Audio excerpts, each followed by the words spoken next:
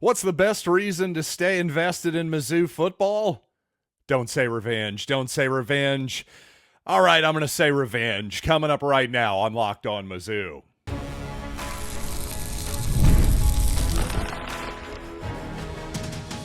You are Locked On Mizzou, your daily podcast on the Missouri Tigers. Part of the Locked On Podcast Network, your team every day.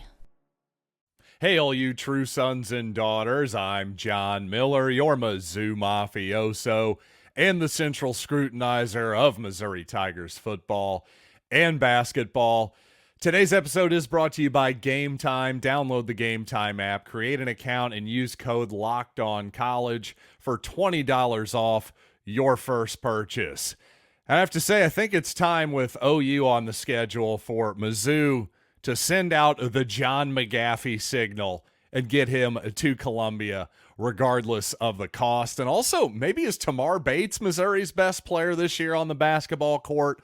Let's talk some hoops later in the show, but I want to talk about football to kick off today's program because, well, I've seen a little bit of, well, let's just say Missouri fans are a little bummed out right now. I understand why. The Tigers are 6-2, but those two losses have been so disappointing. The two major games so far in the season that all Missouri fans had scheduled and circled on their calendars, it just didn't go well. Let's be honest. And that's caused some fans, I think, to start to get a little bummed out for sure. So why, as you a Missouri fan, why should you stay invested in this product? Well, I'm going to give you the top 5 reasons to stay invested. And like Homer Simpson, well, it's going to be a little bit of a negative list, I have to say. There's going to be some Schadenfreude involved here. You see, I made a little bit of a Simpsons reference at the top here. You see, back in a classic Simpsons episode, in order to make Bart jealous, basically to get revenge on Bart, well, Homer was going to get a little brother, was going to adopt a little brother for all intents and purposes just to get revenge on Homer. When he was asked for the reasons, well, he couldn't come up with a better reason than revenge, to which the lady, during the vetting process, humorously pulled up her list, checked off revenge among spite, malice, revenge, boredom, and profit for reasons to have, being the little brother, big sister program and all that good stuff. So a just totally gratuitous Simpsons reference there for you, but it does tie into what I'm talking about here, because I do think the top 5 reasons to stay invested in this Mizzou football season. Well, first of all, we can humiliate Oklahoma this weekend. The Sooners think that, well, maybe after they've beaten down Maine, congratulations, Missouri and Maine now own New England after their victories over UMass and Maine, respectively. But Missouri really has a chance to cause this Oklahoma season, their debut season, the debutante ball of the Southeastern Conference. Well, it's gone great for Texas so far. Oklahoma, not so much. And they're teetering at the end of the cliff. I would love nothing more than to shove them right off of it. I don't know about you. So let's humiliate the Sooners. Let's send them home crying, and let's steal more of their recruits. How does that sound for a reason to stay invested in the rest of this season? Plus, this is a ball game that has been 13 years in the making. And while in many ways, of course, the shine has come off some of those old Big 12 rivalries, I don't know that the Kansas rivalry is ever going to be totally the same. But I have to say, when it comes to actual hate and blood boiling, all of that potential, the temperature in the room, I think this Missouri-Oklahoma rivalry right now maybe has as much juice as it's ever had for a really, really long time, since at least back to the Chase Daniel, Jeremy Maclin, Chase Kaufman days of circa 2007 and 2008. So to me, that's the number one reason to keep staying invested for this season. 2 days from now, Missouri's going to kick it off against the Oklahoma Sooners. If that doesn't get your blood going a little bit, well, I'm questioning if you're even alive, to be honest with you. I know the Missouri season hasn't gone great so far. I'm telling you, once this game kicks off, you're going to be invested in the OU game. Similarly, the Tigers can continue to make the Arkansas Razorbacks their biatch. Let's be really honest. The Tigers have owned Arkansas since entering the SEC, the Ozark Bowl, as I like to call it, the battle line rivalry, as the corporations like to call it. Either way, I want to keep owning that stupid yellow border trophy that Missouri has had for the past few seasons. And again, a peer program is the Arkansas Razorbacks. Very much like South Carolina and Kentucky and Florida, believe it or not. Yes, Missouri did quite competitively against Florida in the old SEC East, but this is a measuring stick game for both programs, is Arkansas. And the fact that Arkansas gets humiliated by Missouri on a regular basis here, well, sometimes the games are close. I will give Arkansas that, but Missouri has tended to win those close games. That's all Arkansas can really cling to is, darn it, we've just been unlucky in the one-score games. Well, congratulations on that. I'm sure Sam Pittman will really cling to that with both of his man-teats in the offseason. But I'd say number 3, again, similar to Arkansas, we can absolutely win a big one in South Carolina in the next couple weeks here. Another peer program, another measuring stick game, I think, for both programs. I think when it comes to Missouri, when it comes to Arkansas, when it comes to Kentucky, all of those types of programs, they expect to beat the other. And when they don't, it's considered a disappointment. But when they do, it's generally considered a successful season. So what I'm saying is, let's bring the Mayor's Cup back to Columbia where it belongs, because we don't know how long it's going to be. Obviously, we know South Carolina is coming back next season. Missouri, its SEC schedule this season, well, get to know it next season, because it's going to be exactly the same, flipping home versus away. But after that, who the heck knows when Missouri and South Carolina are going to hook up again? Obviously, over the past dozen years or so, this has become a real rivalry, not on par with Oklahoma or certainly not with Kansas. But I do think there's something a little lost here when Missouri is not playing Georgia and Kentucky and the old. I use that a little bit sarcastically because it hasn't been that long. It's been a little over a decade, this alignment of the SEC East. But even for the actual old SEC East teams, the teams that go back much farther than Missouri in this conference, I do think there's something a little bit lost there. But regardless, all that means is, to me, this game with South Carolina this season is all that much more important. So far, I've given you 3 reasons to stay invested in the Mizzou football season.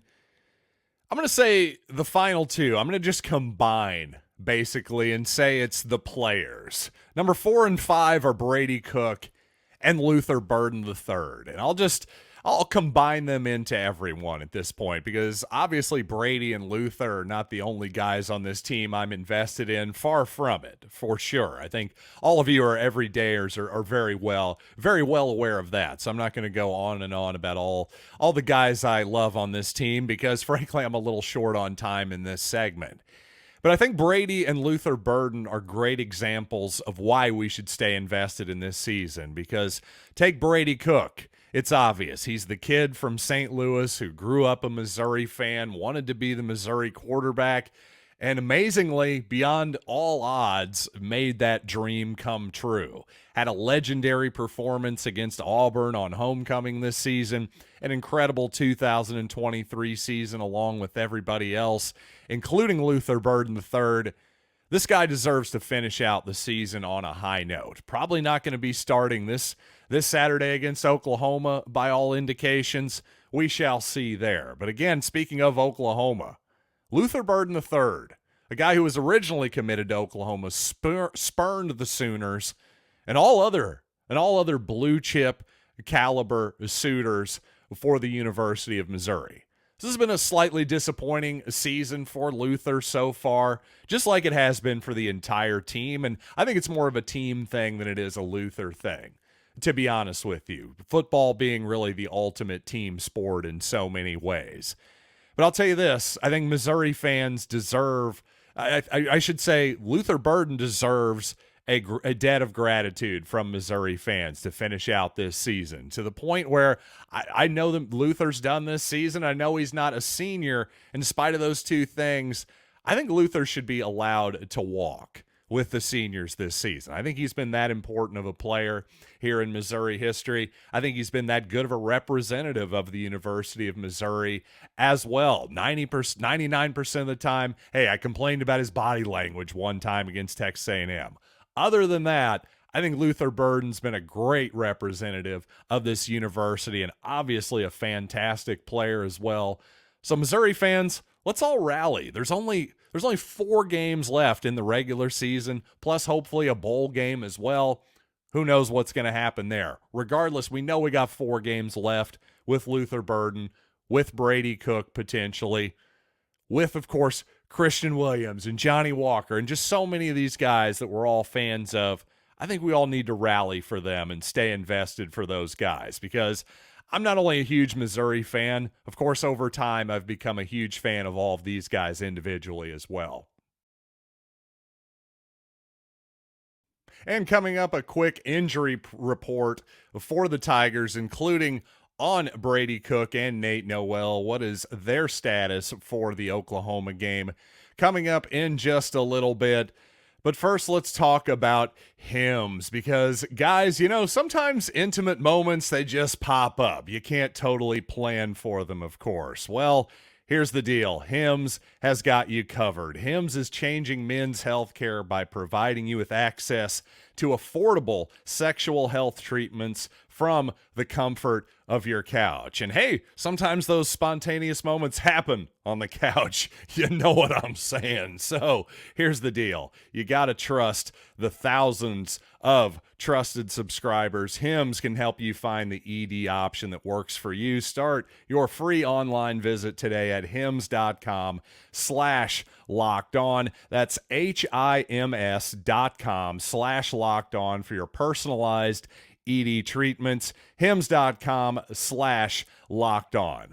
The products mentioned are chewable, compounded products which are not approved by or verified for safety or effectiveness by the FDA. Prescriptions require an online consultation with a healthcare provider who will determine if appropriate restrictions apply. See website for details and important safety information. Subscription required. Prices vary based on product and subscription plan. And it's time to tackle the NFL action this season with America's, nay, my favorite sports book. It's FanDuel, because right now new customers can bet $5 and get $150 in bonus bets if you win.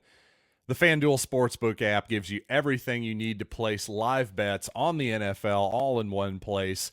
So when you get a hunch during a game, you can check out the latest stats, view the play-by-play, and so much more on the exact same page where you place your bets. Just visit FanDuel.com to join today. You'll get started with $150 in bonus bets if you win your first $5 bet.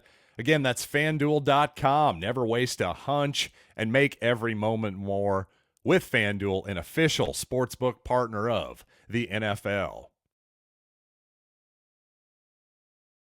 Since the move to the SEC by Missouri back in 2012 for the 2012 football season, access for reporters, especially the local media at Missouri, has dwindled. And to be fair, that's certainly been the trend across not only the nation, but just football in general.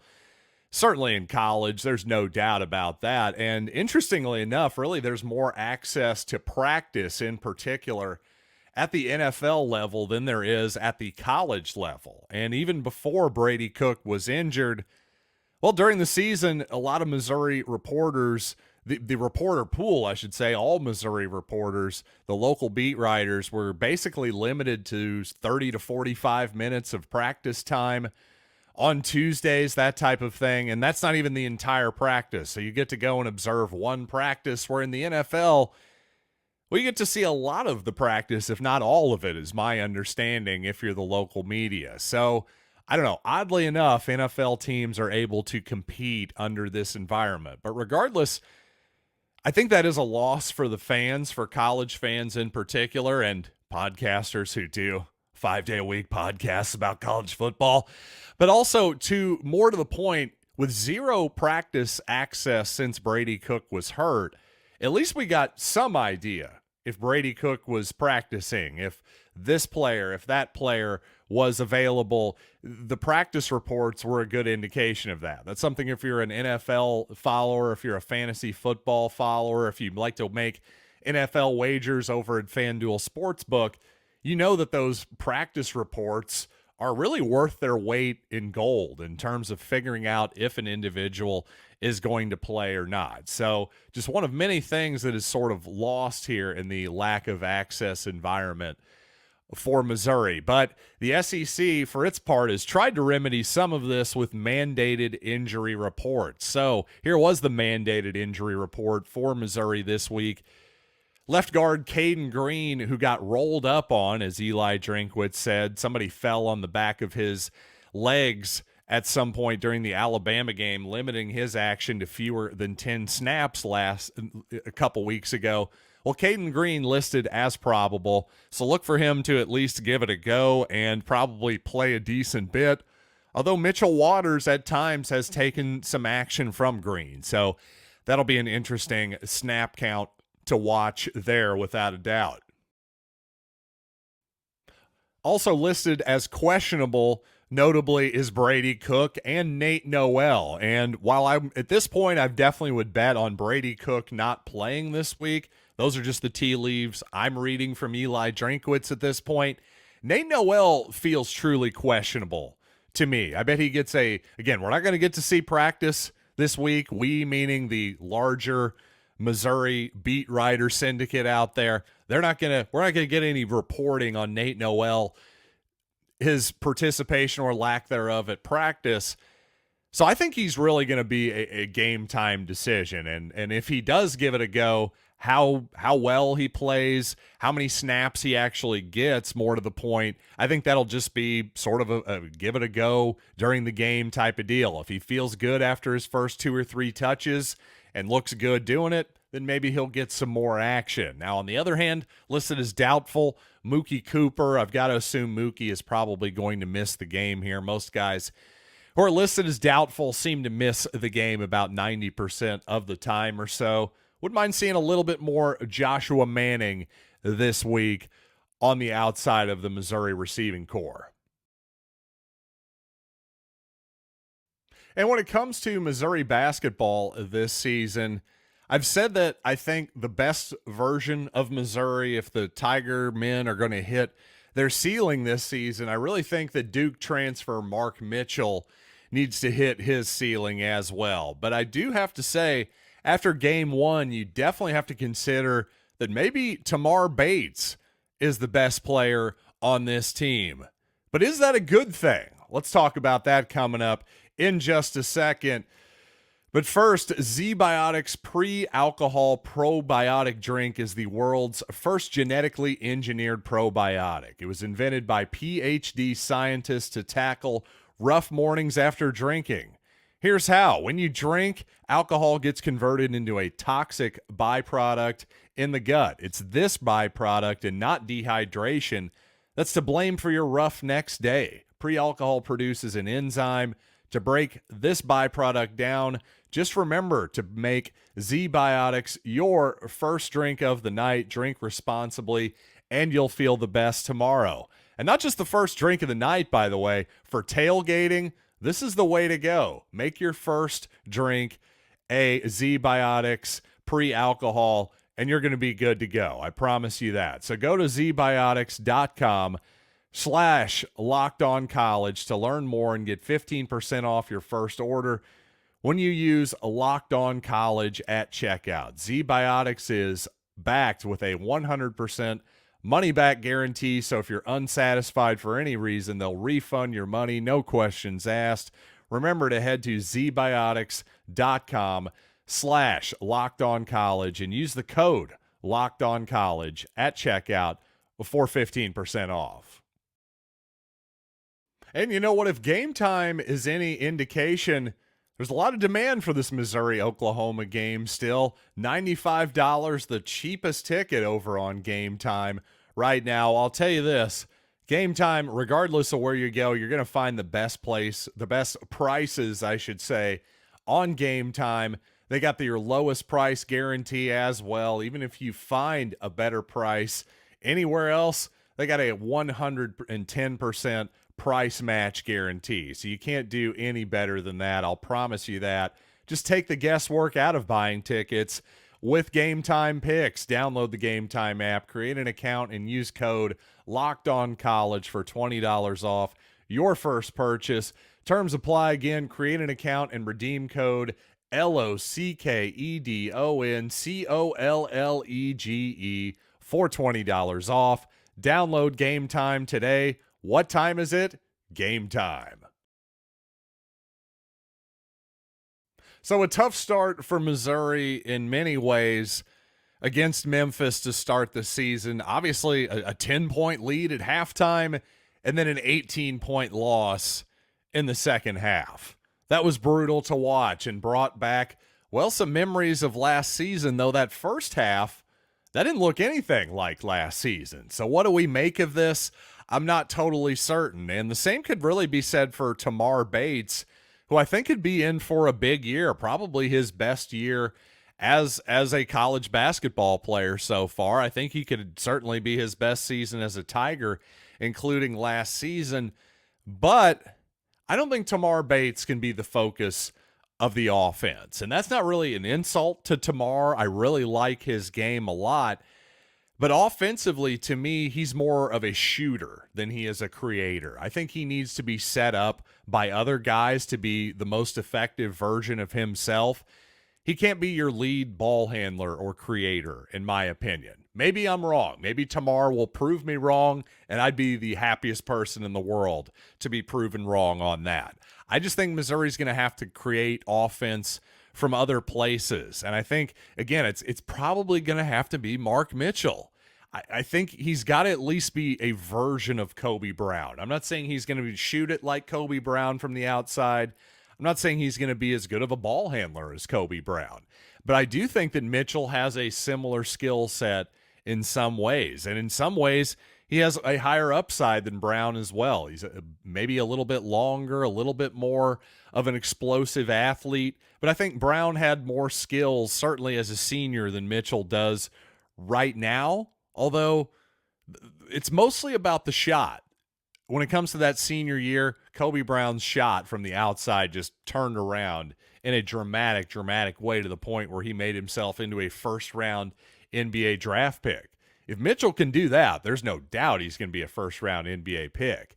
But he doesn't have to be a great shooter for him to be a good player for Missouri, especially if the Tigers are going to be more of a large length-oriented, defensive-oriented team, which is, I think, is their most obvious path to success this season, just based on one game. Maybe I'll change my mind in a month, but based on what I've seen after one game, I think the Tigers really have to lean into their size and their length and their athleticism this season and hopefully own the paint a little bit more than the Tigers have done the past couple seasons. They've got to be at least a top 100 defense nationally, to say the least. I think they've really got to be top 50 at the very least to make the NCAA tournament this season.